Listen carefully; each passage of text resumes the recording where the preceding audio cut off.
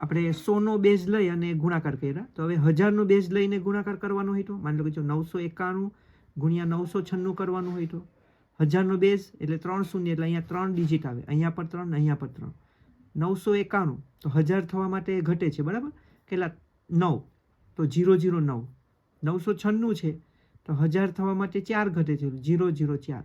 હવે આપણા બે રૂલ હતા વર્ટિકલી મલ્ટિપ્લિકેશન. તો આ બેયનું મલ્ટિપ્લિકેશન આપણે કરીએ તો 9 ચોક 36 પણ 3 ડિજિટ બનાવવા આગળ 0 મૂકી દીધું. અને પછી ક્રોસમાં શું થશે તો કે માઇનસ છે એટલે માઇનસ થશે. તો 991માંથી 4 બાદ કરો અથવા 996માંથી 9 બાદ કરો તો કેટલા આવે? 987. તો આનો જવાબ શું આવ્યો?